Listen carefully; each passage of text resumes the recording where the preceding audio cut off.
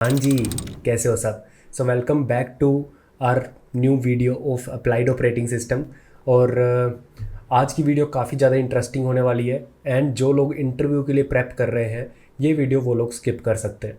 But जो आने वाले प्रोजेक्ट्स हैं जो हमने ट्विटर पे अभी शेयर किया था कि we are gonna launch some new projects जिसमें हम यूएसबी के ड्राइवर्स लिख रहे होंगे, like different different input output devices के ड्राइवर्स लिख रहे होंगे हम जाके, राइट। तो वो काफ़ी इंटरेस्टिंग होने वाला है। अगर आपको वो प्रोजेक्ट अपने रिज्यूमे में ऐड करना है या बनाना है तो आपको ये ऑप्शनल वाली वीडियो भी फॉलो करनी चाहिए, because here today we will be discussing some IO devices controllers, वो अंडर द हुड काम कैसे करते हैं ये सब, राइट। तो आई वुड से काफ़ी एफर्ट्स जाती हैं यार ये सब आपके लिए लेके आने में ईजी लैंग्वेज में। सो आई वुड से बस लाइक और कमेंट करके जाना। तो स्टार्ट करते वीडियो बिना किसी देरी के। ओके, सो कुछ कुछ टॉपिक अपने बचे थे, राइट। लास्ट वीडियो में हमने कवर किया था पिछले लेक्चर में, और इस लेक्चर में उन छोटे छोटे टॉपिक्स लाइक दो बचे थे। एक स्केड्यूलिंग बची थी अपनी, रियल टाइम प्रोसेस में स्केड्यूलिंग कैसे होती है, तो उसको फटाफट देख लेते हैं। एंड अगेन ये भी ऑप्शनल है, जो इंटरव्यू के लिए चीज़ इंपॉर्टेंट होती है वो मैं आपको बता देता हूँ। और वैसे भी जो लोग इंटरव्यू के लिए प्रेपरेशन कर रहे हैं उनके लिए हम कुछ लॉन्च करने वाले हैं जल्द ही। तो आपको वन स्टॉप सोल्यूशन मिल जाएगा वहाँ पे अपने इंटरव्यू के सब चीज़ों के लिए, राइट, फॉर सीएस फंडामेंटल्स। तो डोंट वरी, बट ये ऑप्शनल चीज़ें जो आपको मैं बता रहा हूँ, तो जितने भी इंटरेस्टिंग प्रोजेक्ट्स हम बना रहे होंगे फ्यूचर्स में, कोई भी चीज़ बना रहे होंगे जहाँ पे ऑपरेटिंग सिस्टम डेप्थ में यूज़ होगा, तो आई वुड से कि ये ऑप्शनल वीडियो ज़रूर करो, ठीक है। बहुत डेप्थ में हम जाने वाले हैं चीज़ों के, लाइक डिवाइसेस के ड्राइवर्स तक लिखेंगे यार, और हो सकता है तो अपना मिनी ऑपरेटिंग सिस्टम भी बनाने की कोशिश करेंगे। तो आई वुड से ऑप्शनल वीडियो देखो, रट्टे मारने की ज़रूरत नहीं है, समझो चीज़ों को और ब्लॉग्स पढ़ो, आर्टिकल्स पढ़ो इन चीज़ों के बाद, ठीक है।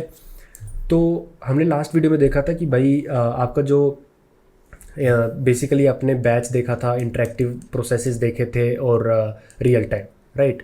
और इंटरेक्टिव और रियल टाइम में ही ज़्यादातर लोगों को कन्फ्यूज़न होती है, ठीक है।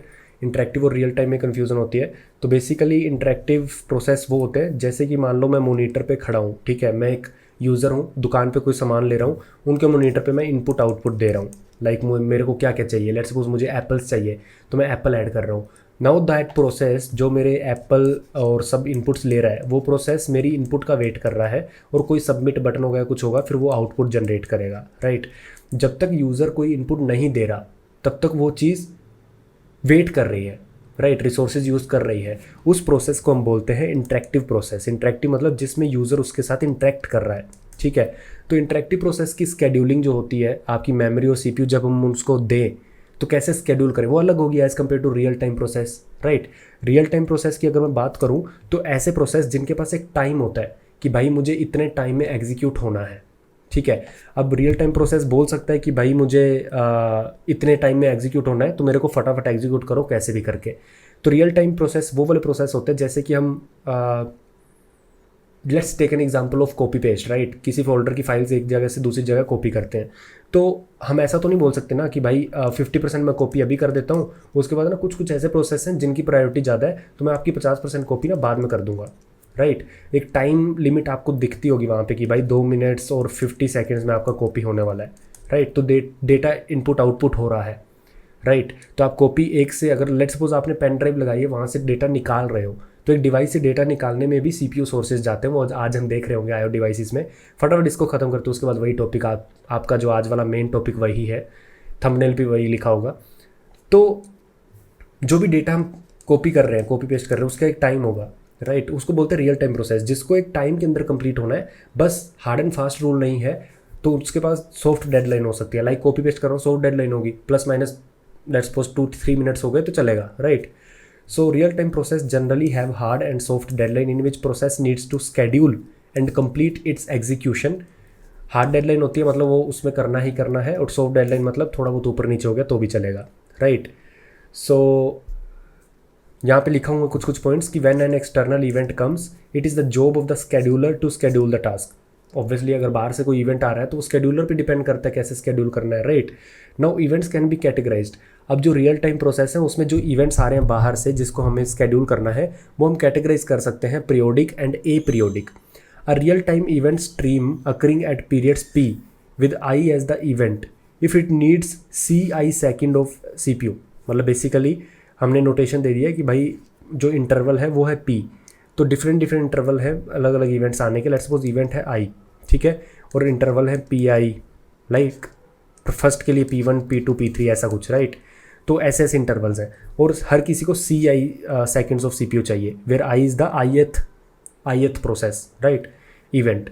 Then these periodic events are schedulable if CI मतलब जितने भी आपकी इवेंट आ रही है स्ट्रीम, ठीक है, डिवाइड बाय PI जो जो टाइम पे आ रही है, इन सबको क्या कर दो आप, जितने भी इवेंट आ रहे हैं, जितनी भी स्ट्रीम की एक्सपेक्टेड लेंथ है उसको सम कर दो, लेस देन इक्वल टू 1 होना चाहिए। लेस देन इक्वल टू 1 मतलब जब भी 1 से वैल्यू कम होती है इसका मतलब डिनोमिनेटर ज़्यादा है, राइट, और CPU के रिसोर्सेज कम है, right. I mean basically the CPU time needed is less as compare to जो इंटरवल है। तो CPU टाइम कम चाहिए हमें, अगर CPU टाइम हमें कम चाहिए तो हम उसको स्केड्यूल कर सकते हैं। तो ये इक्वेशन है, अगेन इंपॉर्टेंट नहीं है और हम कभी यूज़ करने भी नहीं वाले। जस्ट लिखा है कि भाई रियल टाइम स्केड्यूलिंग में एक एक्स्ट्रा इक्वेशन आ जाती है जहाँ पे हम देखते हैं कि भाई रियल टाइम में इसको स्केड्यूल कर सकते हैं या नहीं। अगर कर सकते हैं तो बेसिकली हार्ड डेडलाइन के साथ ऑब्वियसली कर सकते हैं, और अगर नहीं कर सकते तो कुछ एरर आता होगा, राइट। जो भी इसकी वैल्यू आती है, लेट्स सपोज इसकी वैल्यू आती है V, तो प्लस माइनस कुछ डेल्टा आता होगा, तो इसकी सॉफ्ट डेडलाइन उतनी हो जाती होगी, राइट। लेकिन अगर इसकी डेल्टा बहुत ही बड़ा आ रहा है तो उसको हम स्केड्यूल ही नहीं कर पाएंगे, राइट। तो अगर आपने कभी देखा हो, आप विंडोज़ में काम करते होगे अगर पहले, तो विंडोज़ में अगर आपका PC हैंडल नहीं कर पा रहा चीज़ें, लेट्स सपोज गेम चल रही है, गेम को मिनिमाइज़ कर दो और एक फाइल को कॉपी पेस्ट करो, ठीक है, फाइल को कॉपी पेस्ट करो, आप देखोगे कि वो कॉपी पेस्ट बहुत लेट स्टार्ट होगा, राइट, वो बहुत लेट स्टार्ट होगा या फिर वो स्टार्ट ही नहीं होगा, आपका PC हैंग हो जाएगा, राइट। तो वो स्केड्यूल नहीं कर पा रहा, तो that is the case. But again this is not important. फटाफट आते थ्रेड स्केड्यूलिंग की, ऑलरेडी हमने बात कर ली है, बस कुछ कुछ आपको चीज़ें बतानी है कि फ़र्क क्या होता है कुछ कुछ चीज़ों में, ठीक है। तो basically when you have multiple process, basically मैं बहुत बार बता चुका हूँ प्रोसेस और थ्रेड के बारे में, ठीक है। तो जब आपके पास मल्टीपल प्रोसेस मल्टीपल थ्रेड्स हैं, then we have two level of parallelism basically. क्योंकि देखो, अगर मैं एक प्रोसेस से उठा लूँ, इसमें मल्टीपल थ्रेड हो सकते हैं, T1 T2 T3, राइट। अगर एक और मैं प्रोसेस से उठा लूँ, इसमें मल्टीपल हो सकते हैं, T1 dash T2 dash T3 dash, right. अब मैं ये बोलूँ कि P1 P2 खुद भी तो एक थ्रेड है, खुद भी तो इसको हम एक थ्रेड बोल सकते हैं, या फिर वाइस वर्सा बोल सकता हूँ, हर कोई थ्रेड को मैं खुद भी एक छोटा प्रोसेस बोल सकता हूँ, राइट। तो इंटरचेंजेबली यूज़ कर सकते हो। तो scheduling also differs in case of user level और कर्नल लेवल थ्रेड्स। बस ये वाला टॉपिक इसके ऊपर है, थोड़ा सा आपको बताने के लिए। जब हम आगे और एडवांस चीज़ें करेंगे तो आपको वर्चुअल थ्रेड्स हम देखेंगे, like not in operating system की प्लेलिस्ट, बट अपन जब भी कोई डेवलपमेंट कर रहे होंगे तो आपको दिखेंगे जावा में virtual threads, platform threads, right, platform threads, और उसके बाद ऑपरेटिंग सिस्टम थ्रेड्स या फिर कर्नल थ्रेड्स। तो ये सब क्या होता है, तो ये सब आप रिलेट कर पाओगे, इसलिए ये चीज़ इंपॉर्टेंट है। तो user level thread scheduling, user level मतलब जिसको हम वर्चुअल लेवल बोलते हैं, सॉफ्टवेयर थ्रेड्स जो हमारे कंप्यूटर के अंदर होते हैं, हार्डवेयर के अंदर कोई उनके पास मेमोरी या सब कुछ नहीं होता, राइट। आई मीन मेमोरी तो होता है, बट हार्डवेयर में जाके वो हार्डवेयर के रिसोर्सेज कंज्यूम करके थ्रेड ब्लॉक नहीं बनाते। आपको पता होगा कि जो भी थ्रेड होता है उसके पास एक स्टोरेज ब्लॉक होता है जिसको हम बोलते हैं थ्रेड ब्लॉक, राइट। तो virtual thread is just basically कि आपकी सॉफ्टवेयर यूज़र सिस्टम में, यूज़र आपको पता है यूज़र मोड होता है, कर्नल मोड होता है, तो यूज़र मोड में एप्लीकेशन थ्रेड्स होते हैं, ठीक है। So here kernel doesn't know about different threads of a process. अगर मैं ये एक प्रोसेस ए है और उसके 3 थ्रेड बताता हूँ और तीनों के तीनों यूज़र लेवल बनाता हूँ, तो कर्नल को कुछ आइडिया नहीं है कि भाई कोई थ्रेड एग्जीक्यूट करता भी है प्रोसेस ए का या नहीं, ठीक है। And kernel picks up a process instead of threads. तो कर्नल क्या करेगा, उसको लगेगा कि मैं प्रोसेस पिक कर रहा हूँ, वो हमेशा प्रोसेस पिक करेगा। And run time of the process decide the order of which thread to run. तो बेसिकली जिन्होंने जावा की हुई है उनको पता होगा JVM, जावा वर्चुअल मशीन। जिन्होंने एलिक्सर लैंग्वेज की है उनको पता होगा एलिक्सर या अरलैंग, उनके पास भी एक VM होता है, राइट। तो जब उनका जो VM होता है, किसी का भी VM होता है, अगर किसी भी वर्चुअल मशीन में सॉफ्टवेयर थ्रेड्स यूज़ कर रहे हैं हम, then this is the task of virtual machine itself to schedule those threads. अब अगर कर्नल बोलेगा कि भाई मुझे प्रोसेस ए शेड्यूल करना है, उसको लिटरली कुछ पता नहीं रहेगा कि प्रोसेस ए के पास कौन कौन से थ्रेड्स हैं, राइट। वो बोलेगा मुझे प्रोसेस ए शेड्यूल करना है। अब ये जो यहाँ पे है ना, ये वर्चुअल मशीन या फिर कोई भी एक कंपोनेंट, वो बताएगा कि भाई एट अ रन टाइम, जब चीज़ें चल रही होंगी, जब आपका प्रोग्राम प्रोसेस में बदल गया होगा, बेसिकली जब भी कोई आपकी सेट ऑफ इंस्ट्रक्शन कोड लिखा होता है उसको प्रोग्राम बोलते हैं, और जब चलता है उसको प्रोसेस बोलते हैं, राइट। तो जब भी आपका प्रोग्राम चल रहा होगा, ऑल्सो नोन एज प्रोसेस चल रहा होगा, तो प्रोसेस का रन टाइम के अंदर कोई भी एक सॉफ्टवेयर लिखा होगा, वो डिसाइड करेगा कि भाई मुझे कौन सा थ्रेड कर्नल को देना है। कर्नल के लिए वो एक प्रोसेस ही होगा विच इज़ अ प्रोसेस ए। ठीक है, kernel picks up a process as it is unaware of user threads and hence user scheduler decide which thread to schedule. तो मैं आपको थोड़ा सा बता देता हूँ। एलिक्सर लैंग्वेज है जो, ठीक है, जो डिस्कोड यूज़ करता है, राइट, बहुत तगड़ी लैंग्वेज है, मस्त है। इसका कॉन्करेंसी मॉडल ऐसा है कि इसका एक ही प्रोसेस काम करता है। इसकी जो वर्चुअल मशीन है उसके अंदर सिर्फ एक प्रोसेस बनता है और ये बहुत सारे लाइट वेट प्रोसेसेस बनाता है। ये थ्रेड्स नहीं बनाता, प्रोसेसेस बनाता है। जावा में थ्रेड्स बनते हैं। तो इसका अंदर एक स्केड्यूलर रखा हुआ है, स्केड्यूलर। ये स्केड्यूलर का काम है ये लाइट वेट प्रोसेसेस को स्केड्यूल करवाना कर्नल को।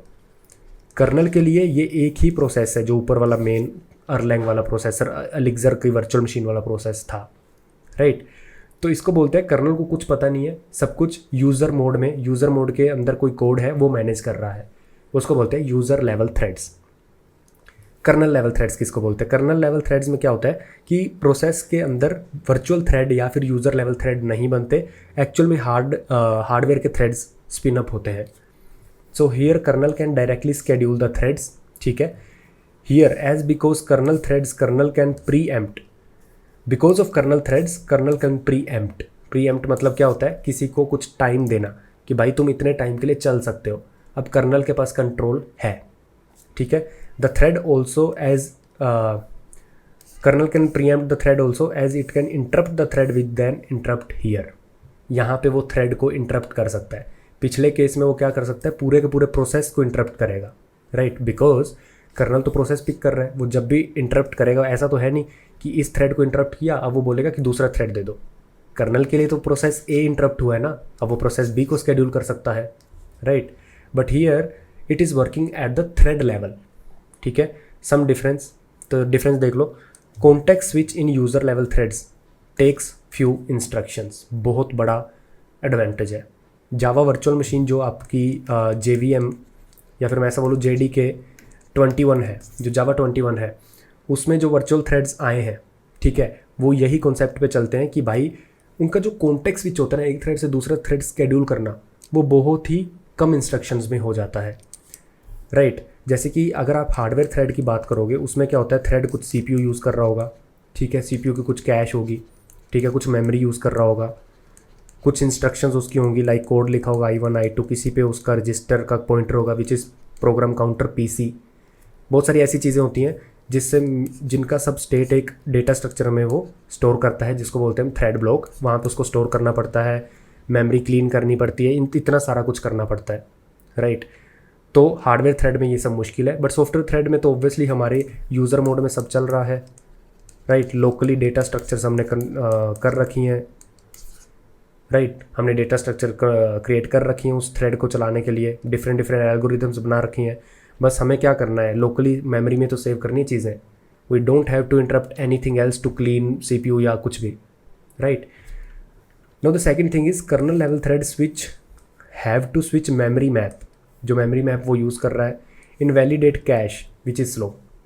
तो बेसिकली जो मेमोरी वो यूज़ कर रहा था उसको किसी और को देना पड़ेगा, एंड उसकी जो वो कैश यूज़ कर रहा था, राइट, CPU कैश या कोई भी कैश, अब वो कैश खाली भी तो करनी पड़ेगी और उसको कहीं और जाके स्टोर करना पड़ेगा, right.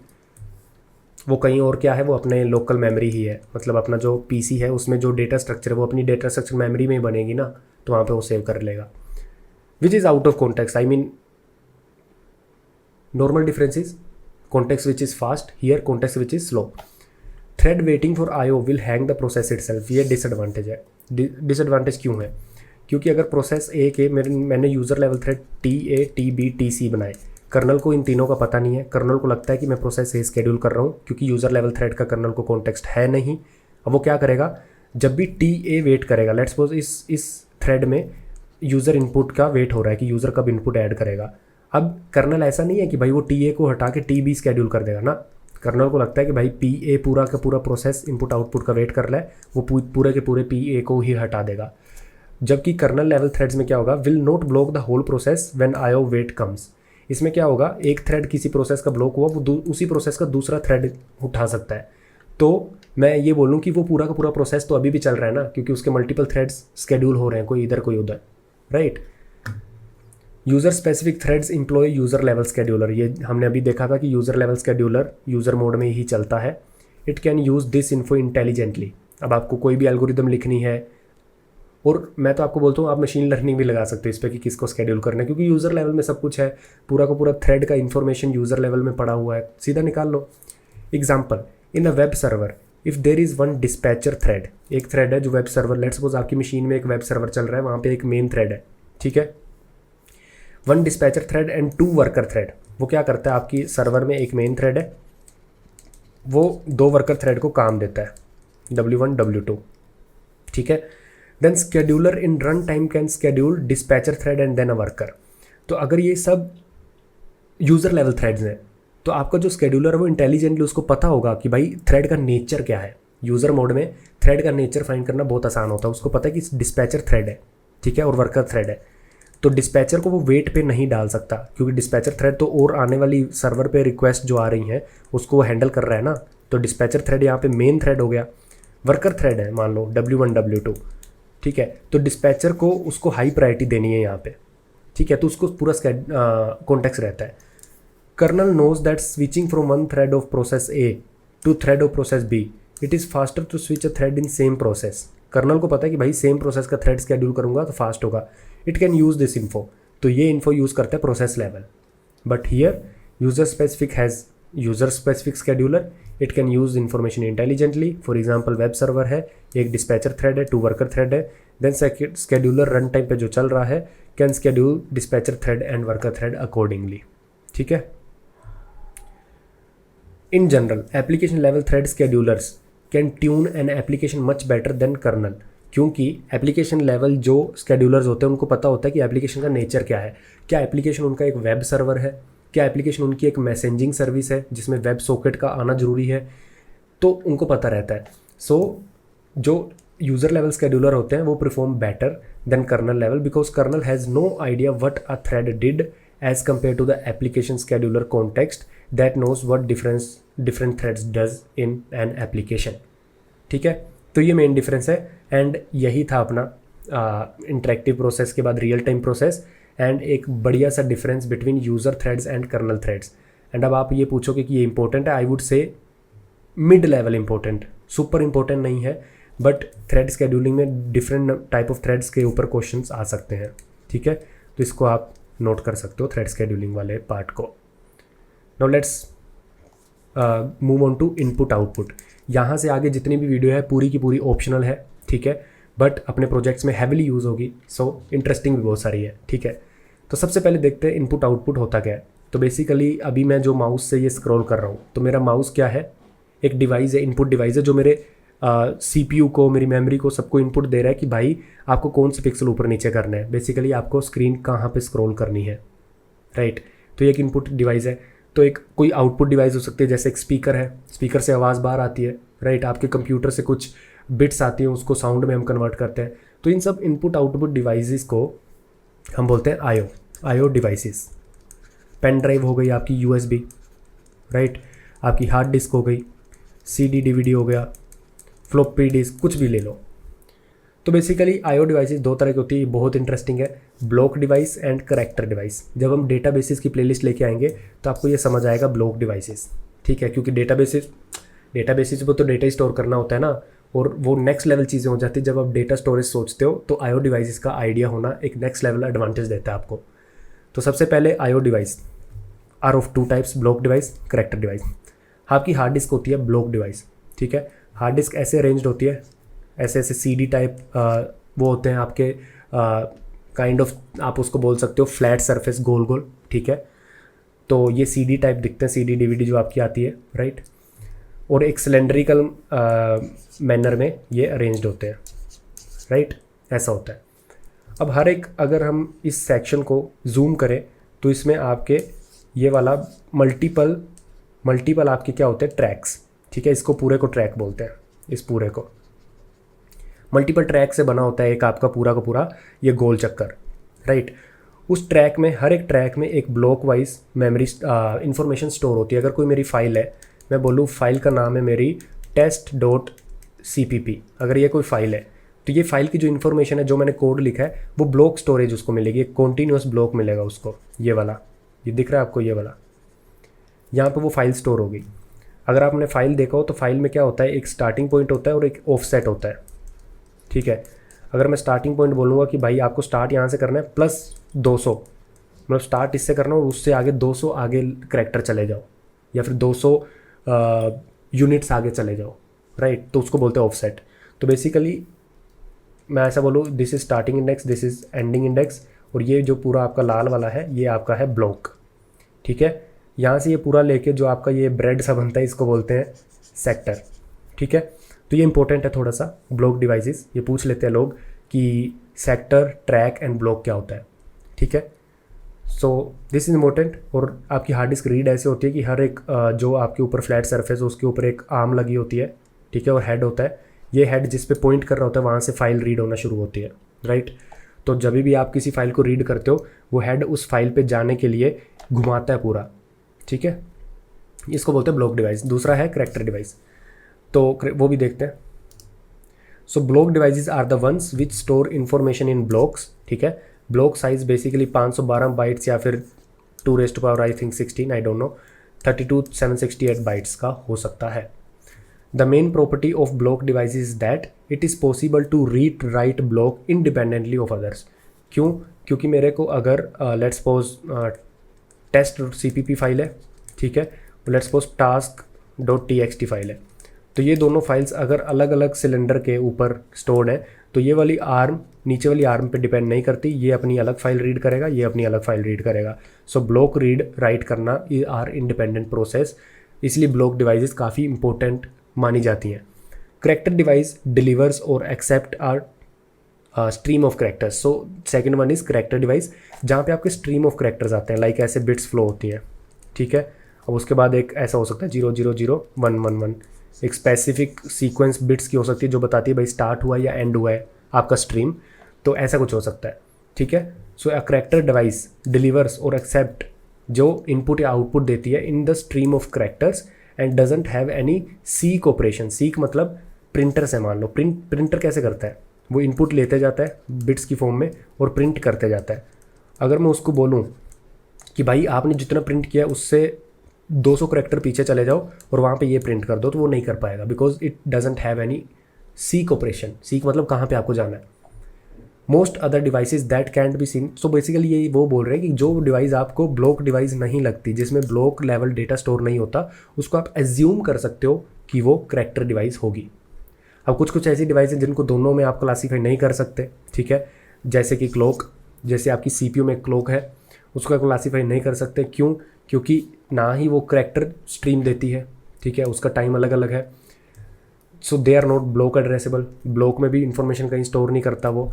Neither they produce character streams, all they do is interrupt, ठीक है।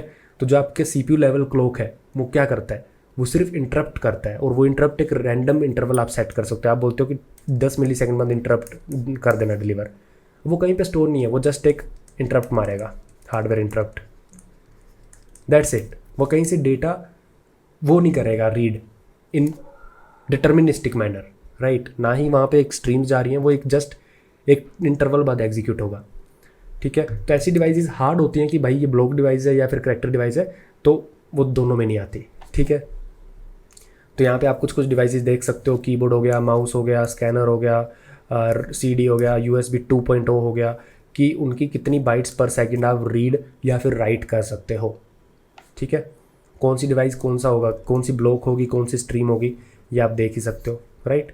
और जब हम IO ड्राइवर्स लिख रहे होंगे ना C++ या C में, तो हम USB 2.0 लेट्स सपोज इसका ड्राइवर लिख रहे हैं, तो हम इसका देखेंगे स्टोरेज पैटर्न, काफ़ी मज़ा आएगा कि ये कैसे स्टोर करता है, और फिर उसको अपन इंटरेक्ट कर रहे होंगे उससे, राइट। अब आ जाते हैं डिवाइस कंट्रोलर्स पे, ठीक है।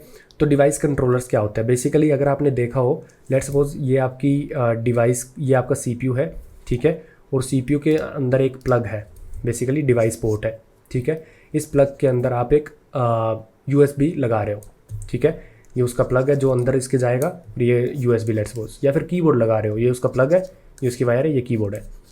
तो आपके एक शू में एक प्लग जाता है, right. Which is fine. But the thing is जो आप जब आपका प्लग चला गया, ये जो डेटा ट्रांसफ़र होगा, रीड होगा, राइट होगा, डिवाइस के अंदर राइट होगा या फिर डिवाइस से रीड होगा, इसका क्या, इसको CPU तक पहुंचाना, मेमोरी तक पहुंचाना, ऑपरेटिंग सिस्टम को दिखाना, ये सब कौन करेगा? Here comes an hardware component which is disk controller, right, which is not disk controller, this is device controller actually. Disk तो स्पेसिफिक हार्ड डिस्क का हो गया, right. So this is device controller. So ये सारे hardware component है, ये सारे, ठीक है। CPU भी, मेमोरी भी, बस ये ऑपरेटिंग सिस्टम अपना सॉफ्टवेयर कंपोनेंट है। So the interface between controller and device, so basically जो आपकी डिवाइस है, राइट, डिवाइस पोर्ट है, और ये जो आपका कंट्रोलर है, ये दोनों कैसे इंटरेक्ट करते हैं इज़ वेरी लो लेवल, ठीक है। इसके ऊपर हम फोकस नहीं करेंगे। हम फोकस करेंगे कि भाई आपका ऑपरेटिंग सिस्टम, आपका CPU, आपका मेमोरी इस हार्डवेयर कंपोनेंट से, डिस्क कंट्रोलर से कैसे कनेक्ट करता है। और यहीं पे ड्राइवर्स आते हैं कहीं कहीं जो हम देखेंगे, बट ठीक है। For example, device is storing information in block manner. Let suppose वो बोल रहा है कि आपकी ये जो डिवाइस है ये इन्फॉर्मेशन स्टोर कर रही है ब्लॉक्स में, बट जब वो देती है आपको information, then it produces in serial bit, right. या फिर उल्टा मानो कि जो इन्फॉर्मेशन आपकी आ रही है वो ब्लॉक में स्टोर हो रही है, और यहाँ से जो आपकी आ रही है वो स्ट्रीम में आ रही है, क्योंकि बेसिकली ऑपरेटिंग सिस्टम है, ये तो ब्लॉक बना के नहीं देगा। तो पर यहाँ पे जब हमें ब्लॉक में स्टोर करनी है, और यहाँ पे करैक्टर ऑफ स्ट्रीम आ रही है, स्ट्रीम ऑफ बिट्स आ रही है, स्ट्रीम ऑफ बिट्स। तो इसमें कैसे स्टोर करेंगे, ब्लॉक कैसे बनाएंगे, उसको बैच कैसे करेंगे, यही काम करता है डिस्क कंट्रोलर और ये सब, ठीक है। Then controller will batch these bits in a block using some buffer. इसकी क्योंकि हार्डवेयर कंपोनेंट की खुद की मेमोरी भी होती है। इट माइट कैश डेटा, अब डेटा भी कैश कर सकता है, डिपेंड्स कि आपका कंट्रोलर कितना ज़्यादा बढ़िया है, right. As soon as disk head reaches the correct cylinder, वो बोलता है कि अगर यहाँ पे डिवाइस आपकी एक डिस्क हो, लेट सपोज, और जैसे ही आपकी डिस्क आर्म एक करेक्ट सिलेंडर पे पहुँच जाएगी, करेक्ट ब्लॉक पे पहुँच जाएगी, तब ये यहाँ से डेटा ब्लॉक में रीड कर लेगी कंट्रोलर से, ठीक है, टू सेव। बट अब ये सब इंटरेक्शन होती कैसे है, ये इंटरेक्शन समझना बहुत ज़रूरी है। जब हम कोड कर रहे होंगे एक अपना प्रोजेक्ट, USB ड्राइवर्स या कुछ भी लिख रहे होंगे, ये बहुत समझना बहुत इंपॉर्टेंट है। लाइक आपका ये सब कम्युनिकेशन कैसे होती है। So each controller has some registers. Now ऐसा ज़रूरी नहीं है कि सिर्फ CPU के पास रजिस्टर्स हो सकते हैं। Register are nothing but hardware component जिसमें हम डेटा स्टोर कर सकते हैं, ठीक है, बहुत फास्ट होता है जिससे डेटा लेना या स्टोर करना। Now each controller has some registers for communicating with the CPU, जिसको बोलते हैं हम कंट्रोल रजिस्टर्स, ठीक है। तो हर एक डेटा कंट्रोलर जो कि एक हार्डवेयर कंपोनेंट है, उसके पास कुछ कुछ स्टोरेज के हार्डवेयर चीज़ें होती हैं जिसको हम बोलते हैं control registers. Operating system can interact with control register by writing into these registers like read data, accept data, switch on off device. Basically वो ये बोल रहा है कि जब ऑपरेटिंग सिस्टम को किसी डिवाइस को बताना हो कि भाई तू इजेक्ट हो जा, अभी आपने कभी पेन ड्राइव को इजेक्ट किया हो, अपने ऑपरेटिंग सिस्टम में जाके इजेक्ट पे क्लिक करते हो, तो आप सॉफ्टवेयर में जाके इजेक्ट पे क्लिक कर रहे हो ना, हार्डवेयर में कैसे उसको इजेक्ट कर रहा है। सो बेसिकली ऑपरेटिंग सिस्टम इसके रजिस्टर में जाके, कंट्रोलर के रजिस्टर में जाके लिख रहा है कि ऑफ कर दो इस डिवाइस को। उसकी कोई बिट्स हो सकती है, लेट्स सपोज 001110, ये हो सकता है उसका। जैसे ही उसको रजिस्टर में ये दिखेगा तो उसको ऑफ कर देगा, डिवाइस को हटा देगा। अब डिवाइस का जो रीड और राइट है बंद हो जाएगा, राइट। सो ऑपरेटिंग सिस्टम इंटरेक्ट करता है यूजिंग द रजिस्टर, वो रजिस्टर में डेटा पुश कर देता है या फिर वहाँ से रीड करता है टू चेक डिवाइस ऑन है या फिर डिवाइस से डेटा आ रहा है या क्या है, डिवाइस का state, that is called control register. Now OS can read device state from these registers too, like if it is prepare to accept another command. OS basically control register का use कर सकता है state देखने के लिए भी, क्या device में और डेटा डाल सकता हूँ या फिर डिवाइस और डेटा एक्सेप्ट कर सकती है या नहीं, right. Another type of register that controller has for data storage is called basically data register, right। जैसे कि अगर आपने देखा हो, अभी ये मॉनिटर में देख रहा हूँ, ये कैसे हो रहा है। This is basically OS is putting data in its storage register, जो कि उसका डेटा रजिस्टर है। कंट्रोलर, अब मेरी डिवाइस है मॉनिटर, इसका मॉनिटर का एक कंट्रोलर होगा। अब कंट्रोलर सबके अलग अलग भी हो सकते हैं, कीबोर्ड का अलग, मॉनिटर का अलग, और सबका एक जेनेरिक भी हो सकता है, राइट। अब जो मेरे पिक्सल है, यहाँ पे मेरा मॉनिटर है 2K में कितने पिक्सल होते हैं वो देख लेना। 2K रेजोल्यूशन में जितने भी पिक्सल हैं, राइट। अब basically pixel PPI pixel density से पता चलेगा कितने पिक्सल है, बट मोटा मोटा आप देख लेना 2K में जितने पिक्सल हैं, अब उस पिक्सल्स के अंदर कलर फिल करना है हमें, तभी तो आपकी स्क्रीन आएगी। सो ऑपरेटिंग सिस्टम, आप जब अपने कर्सर को इधर से इधर लेके जा रहे हो, ऑपरेटिंग सिस्टम को तो पता है कि डिवाइस कहाँ से कहाँ जा रही है, बट उसको यहाँ पे रेंडर करवाना स्क्रीन पे, ये कैसे होगा? This is happening through VRAM, video RAM, right. So VRAM में क्या कर रहा है वो, यहाँ पे जो आपका डेटा रजिस्टर है वो है VRAM। So another type of data register is that OS can put data और read, for example showing pixel monitor screen, putting data या फिर state of pixels into data register of VRAM। So VRAM जो आपका controller है, sorry note register, controller है, ठीक है, या फिर मेमोरी है, उसमें जो डेटा रजिस्टर्स बने हुए हैं उसमें वो डाल रहा है कि भाई ये आप पिक्सल में ये वैल्यू भर दो, ये वैल्यू भर दो बिट्स से, right. So this is how it is interacting with monitor through VRAM controller. You can confirm if VRAM is a controller or what, but as far as I know, I think it is. But how does CPU interact? अभी तक तो हमने देखा operating system कैसे interact करता है, but CPU कैसे interact करता है? क्योंकि जब भी डिवाइस डेटा बना रही है, राइट, अब CPU है, CPU की पावर तो लगेगी ना उसमें, जब डेटा फ्लो हो रहा है। ऐसा तो नहीं है कि भाई डिवाइस डेटा ला रही है और सीधा ऑपरेटिंग सिस्टम को दे रही है, ऑपरेटिंग सिस्टम तो एक सॉफ्टवेयर है, CPU पावर तो लगेगी ना। So how CPU is interacting with the controllers? First option जो यूज़ होती है, जो IBM के कंप्यूटर्स में यूज़ होती थी, to assign a port number to the registers, ठीक है। सो बेसिकली जितने भी आपके कंट्रोलर में रजिस्टर्स हैं उन सबको एक पोर्ट नंबर दे देना, जो कि 8 या 16 बिट्स का हो सकता है। 8 बिट्स का पोर्ट नंबर होना मतलब 0 से लेके 2 to the power 7 जितने भी नंबर आते हैं इतने नंबर ऑफ पोर्ट्स हो सकते हैं, या फिर 16 बिट में कितने हो सकते हैं, 0 to लेके 2 to the power 15, which is I don't know how many, let's suppose 10 ये आता है, 1 लाख आता है मान लो, तो 0 से लेके 1 लाख रजिस्टर्स पोर्ट्स हो सकते हैं, right. And use these ports in a specific IO instruction as. Now first option है, आप क्या करो, रजिस्टर्स को जो आपके कंट्रोलर के रजिस्टर्स हैं उनको डिनोट कर दो पोर्ट के नंबर से, राइट। अब फिर CPU क्या करेगा, CPU इंस्ट्रक्शंस रन करेगा, ऑब्वियसली आपको पता है इंस्ट्रक्शंस असेंबली की कैसी होती हैं, राइट। सो इसमें क्या है, input low in register from port. So basically CPU interact कर रहा है विद डेटा डिवाइस कंट्रोलर के रजिस्टर से using this instruction, which is CPU के रजिस्टर में डालो डेटा फ्रॉम डिस्क के फ्रॉम डिवाइस के कंट्रोलर के रजिस्टर से। तो ये उसके रजिस्टर का पोर्ट है बेसिकली, राइट, जो उसको डिनोट कर रहा है, मतलब एड्रेस नहीं है बेसिकली। अगर मेमोरी होती तो एड्रेस होता। यहाँ पे क्या है, यहाँ पे CPU डेटा डाल रहा है, बेसिकली CPU जो है आपका, उसने जो भी डेटा डालना है वो जो आपका डिवाइस कंट्रोलर है उसके रजिस्टर में डाल रहा है। इस रजिस्टर को हम डिनोट कर सकते हैं किसी नंबर से, पोर्ट से, और यहाँ से इसका रजिस्टर है REG। So it is outputting into port from register. CPU writes contents of register to control register mapped by port, ठीक है। ये यूज़ होता था IBM 360 जैसे पुराने कंप्यूटर्स में। अब आता है एक अच्छा option on other computers like Intel Pentium है, जो इंटेल पेंटियम, ठीक है, उसमें IO रजिस्टर जो होते थे, IO registers are nothing but controller के register, are the part of regular memory address space. यहाँ पे तो जो आपके रजिस्टर हैं, जो डेटा स्टोर करना है कंट्रोलर को, जो डेटा स्टोर करना है कंट्रोलर को, उसके पास रजिस्टर ना होके जो अपनी मेन मेमोरी है ना, जो रैम है अपनी, वहीं पे ही एक मेमोरी स्पेस ले लेता है, जो बोलता है इंटेल पेंटियम का architecture. So on the other computers IO registers are a part of regular memory address space and this scheme is called memory mapped IO, memory mapped IO, ठीक है। अब मेरा जो मैकबुक है ये चल रहा है ARM64 आर्किटेक्चर पे, राइट, M1। अब जो विंडोज़ वाले आ रहे हैं इंटेल वगैरह, वो अलग उनका आर्किटेक्चर है, ठीक है।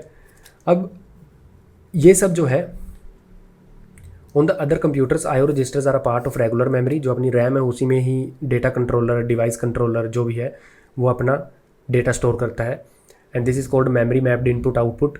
Here IO registers are a part of regular memory space. अब 3 तरह की बेसिकली मैं आपको बता रहा हूँ, सुपर इंपॉर्टेंट बिल्कुल नहीं है। एक है कि भाई मेमोरी के अंदर कुछ ना रखो, अगेन IO पोर्ट्स अलग रखो, जो कि हमने देखा। दूसरा है मेमोरी के अंदर ही रखो। तीसरा है कुछ पोर्ट्स अलग रखो, कुछ अंदर रखो। ये हाइब्रिड अप्रोच है, जिसमें क्या होता है, डेटा बफर्स तो यहाँ पे रखे जाते हैं मेमोरी में, और कंट्रोल बफर्स या फिर कंट्रोल रजिस्टर्स यहाँ पे रखे जाते हैं। तो डेटा रजिस्टर्स, जो मेरे को डेटा रजिस्टर्स जो डेटा स्टोर करना है किसी कंट्रोलर में, डिवाइस के कंट्रोलर में, वो मेमोरी में जाएगा। और किसी का स्टेट रीड करना है, क्योंकि मैं स्टेट फास्ट रीड कर पाऊँ, जल्दी से जल्दी डिवाइस का स्टेट देख पाऊँ, उसके लिए मैं रजिस्टर यूज़ कर रहा हूँ, क्योंकि रजिस्टर बहुत फास्ट होता है। और यहाँ पे सिंपल मेमोरी यूज़ कर रहा हूँ इन डेटा यहाँ पे मैं रजिस्टर तो नहीं बोलूँगा, बट डेटा रजिस्टर यहाँ पे मेमोरी में रख दिए गए हैं, ठीक है। और कंट्रोल रजिस्टर यहाँ पे अलग से पोर्ट्स में रख दिए गए हैं, जो कि ऑलरेडी हमने डिस्कस किया है। So Intel Pentium used this hybrid approach. अब थोड़ा थोड़ा देख लेते हैं। IO devices either uses status bit, ठीक है, विच सीपीयू कैन रीड और understand that IO device is ready to take और प्रोड्यूस डेटा, ठीक है। CPU will keep on checking until device is ready which is called polling. वो बोलता है कि CPU क्या रीड करता रहेगा हमेशा कि कब उसकी स्टेटस एक्टिव होता है उसके रजिस्टर में, which is busy wait, which is a bad approach. CPU को क्यों एक डिवाइस पे कंटिन्यूसली वेट करवा रहे हो। तो another technique is which is so basically above technique is not effective as CPU will waiting unnecessarily if device is busy, ठीक है। Hence the another technique used is interrupts which is triggered by the device. So basically device बताएगा CPU को interrupt भेज के कि भाई I am ready to accept और receive data, I mean accept और send data, right. So when device generate N interrupt it does so by using IRQ। So basically device जो है, डिवाइस कंट्रोलर, वो क्या करता है, एक पीस ऑफ कोड चला देता है अपने ऑपरेटिंग सिस्टम में, which is interrupt request IRQ, which is a piece of code that is being run to notify the CPU। अब CPU को मैं एक सीक्वेंस ऑफ बिट्स भेज सकता हूँ कि भाई जिससे उसको पता चल जाए कि device is ready. No CPU then runs IHR which is interrupt handler. तो बेसिकली CPU को जैसे ही पता चलता है कि IRQ उसके पास आया है इंटरप्ट रिक्वेस्ट, वो एक अनदर पीस ऑफ कोड चलाता है which is interrupt handler, a small piece of code and informs the OS। अब CPU बोलता है OS को कि भाई देख, जिसको हम CPU इंटरप्ट भी बोल सकते हैं, कि भाई देख ये फलानी डिवाइस रेडी है, मेरे को पता चला है IRQ से, मैं तेरे को बता रहा हूँ IHR से, सब कुछ सॉफ्टवेयर में हो रहा है, by running the code the signals are being transferred and अब तू इस डिवाइस के साथ इंटरेक्ट कर सकता है, ठीक है। So this is how CPU tells OS, then OS uses device के रजिस्टर्स एंड ऑल, ठीक है। अब अपन देख लेते हैं कि भाई एक हार्ड डिस्क से, एक ड्राइव से डेटा रीड कैसे किया जाता है। सो बेसिकली दो अप्रोचेस हैं, वन इज़ डायनेमिक मेमोरी, ठीक है। Okay, where is DMA, okay, here is DMA,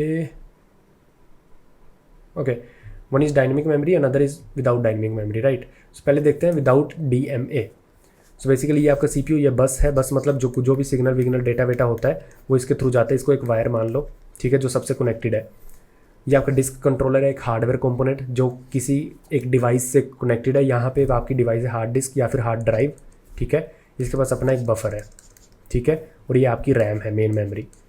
अब जहाँ पे डायनेमिक मेमोरी नहीं होता, DMA इज़ डायनेमिक मेमोरी और what, let me check, sorry, DMA is direct memory access, direct memory access, not dynamic memory. वही मेरे को लग रहा था कि भाई क्या मिसिंग हो रहा है यहाँ पे, dynamic memory access I just checked. हाँ, तो जहाँ पे DMA नहीं है वहाँ पे कैसे आप ड्राइव से डेटा रीड करोगे, ठीक है। सो फर्स्ट जो आपका कंट्रोलर है रीड्स अ सेक्टर, क्योंकि हार्ड डिस्क की बात हो रही है तो हमने अभी सेक्टर देखा था, तो आपका कंट्रोलर पहले एक सेक्टर को रीड करेगा। So from the drive serially bit by bit sequence में वो ब्लॉक को रीड करेगा until the entire block storage is controls buffer. So वो तब तक रीड करेगा जब वो अपने बफर में डाल नहीं लेता, जब तक। Next it checks the checksum, basically उसको पता चलना चाहिए ना कि भाई ब्लॉक एंड हो गया, तो checksum is a basically kind of एक इंडिकेशन की भाई खत्म हो गया। वो इंडिकेशन कैसे भी सीक्वेंस ऑफ बिट्स हो सकती है, लेट्स सपोज 001100, जैसे ये मिलेगा उसको पता चलेगा कि एक ब्लॉक खत्म हो गया। एंड अगर ये मिल गया इसका मतलब कोई एरर भी नहीं आया है। अगर एरर आया है तो वो उसने जितना भी अपने बफर में स्टोर किया है वो एक हिसाब से इनवैलिड हो जाएगा, उसको दोबारा रीड करना पड़ेगा। Now controller causes an interrupt. अब कंट्रोलर ने सब रीड कर लिया, अब वो इंटरप्ट, अब अगेन आपको पता है इंटरप्ट कैसे, वो IRQ देखेगा, फिर CPU IH है ना, इंटरप्ट हैंडलर रन करेगा, IHR वट। सो जो भी हमने डिस्कस किया वो होगा इंटरप्ट। अब OS को पता चल गया, अब now it reads the data from controllers buffer, ठीक है, जो बफर में डेटा है, स्टोर्स इन मेन मेमोरी, क्योंकि ऑपरेटिंग सिस्टम, जो भी ऑपरेटिंग सिस्टम प्रोग्राम बनाता है, प्रोसेस रन करता है, उनके पास मेमोरी का एक्सेस होता है जो प्रोसेस रन होता है। तो ऑपरेटिंग सिस्टम का ये कर्तव्य है कि उसको बफर से चीज़ें निकाल के मेन मेमोरी में डालनी, ये ऑपरेटिंग सिस्टम कर रहा है यहाँ पे, ठीक है। इंक्रीमेंटिंग मेमोरी, सो बेसिकली वो क्या करेगा, एक ब्लॉक में मेमोरी डालेगा, फिर इंक्रीमेंट करेगा, दूसरे में डालेगा, इंक्रीमेंट करेगा, जब वो डालते जाएगा तो वो डिक्रीमेंट करता जाएगा count of the bytes to read, ठीक है। तो उसके बफर में कितनी बाइट्स रीड करनी है, लेट्स सपोज 10 अगर करनी है तो 10, 9, 8, 7 ऐसे होता जाएगा। जस्ट एग्जांपल दे रहा हूँ कि वो बाइट्स रीड करता जाएगा जब तक वो जीरो नहीं हो जाता। जीरो हो गया इसका मतलब सारी बाइट्स रीड हो गई हैं, मेमोरी में भर दिया है उसने। Now OS can run the programme.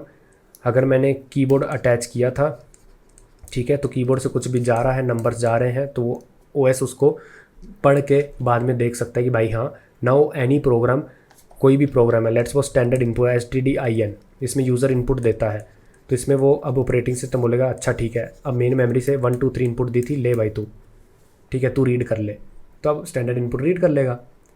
But ऐसा होता नहीं है, आपको डायरेक्ट मेमोरी एक्सेस यूज़ करना होता है बेसिकली, जहाँ पे ओएस का काम नहीं होता चीज़ों को बफर से निकाल के मेमोरी में डालना, जबकि एक अलग कंट्रोलर बनाया जाता है, DMA controller, direct memory access, जिसको मेमोरी का एक्सेस होता है एंड एक कंट्रोलर का एक्सेस होता है, ठीक है। अब DMA कंट्रोलर जेनेरिक हो सकता है, ये सोचो आप, DMA कंट्रोलर जेनेरिक हो सकता है, वो एक डिस्क कंट्रोलर को भी हैंडल कर सकता है, वो एक USB के कंट्रोलर को भी हैंडल कर सकता है। बेसिकली ये आपका क्या होगा, ये आपका जेनेरिक कंट्रोलर होगा जो किसी को भी हैंडल कर सकता है, जिसके पास एक एड्रेस होता है कहाँ से कहाँ तक बेसिकली उसको राइट करना है, मेन मेमोरी का एड्रेस, काउंट होता है कि कितनी उसने बफर से बाइट्स रीड कर ली हैं, कितनी बची हैं, और एक कंट्रोल, बेसिकली कंट्रोल रजिस्टर होता है विच इज़ DMA का स्टेट बताने के लिए, ठीक है। अब ये बनता कैसे है, इसमें डेटा कैसे होता है, first CPU programs the DMA। अब CPU DMA को बताता है कि भाई क्या ट्रांसफ़र तेरे को करना है या फिर क्या तेरे को लेना है। It also issues a command to disk controller to read data from disk. So basically CPU को बोलता है कि भाई डिस्क कंट्रोलर को तो रीड कर ले, और DMA को भी बोलता है कि भाई तू क्या कर ले, तू भी रेडी हो जा, राइट। नाउ DMA क्या करता है, DMA then starts, so basically disk controller पहले सेम डिवाइस से डेटा उसके ब्लॉक को रीड करेगा, चेकसम देखेगा, जब पूरा एरर फ्री डेटा रीड हो जाएगा तो वो अपने बफर में डाल लेगा। So which is this point. Now DMA then starts reading by making a read call over the bus. अब क्या करता है, DMA बोलता है कि भाई तूने पूरा डेटा अपने बफर में डाल लिया है, बोलते हैं हाँ डाल लिया है, तो बोलेगा बस के थ्रू वो सिग्नल भेजता है बेसिकली कि भाई तूने डाल लिया तो यार दे दे data. Now disk controller writes the buffer content in the main memory and issues a call to DMA to tell that operation is complete, sends an acknowledge over the bus, ठीक है। नाउ अब यहाँ पे आप देख रहे हो जो DMA है ना, वो स्टेट मैनेज कर रहा है, वो देख रहा है कितना एड्रेस रीड हो गया, मतलब राइट हो गया, कितना काउंट बचा हुआ है, ठीक है। और कंट्रोल बेसिकली CPU यहाँ पे बताता है कि भाई तू कर चीज़ें, right, which is I mean you can neglect. So disk controller ही यहाँ पे चीज़ों को लिख रहा है मेन मेमोरी में, बट DMA उसका स्टेट मैनेज कर रहा है, right. So disk controller writes the buffer content in the main memory and issues a call. जब वो DMA के थ्रू, DMA में क्योंकि काउंटर वाउंटर सब मैनेज हो रहा है, तो जब पूरा हो जाएगा तो DMA को वो एक कॉल भेज देता है, एक्नॉलेज। अब आप बोलोगे एक्नॉलेज कॉल कैसे होती है, अगेन एक basically interrupt handler, whatever, nothing to worry about.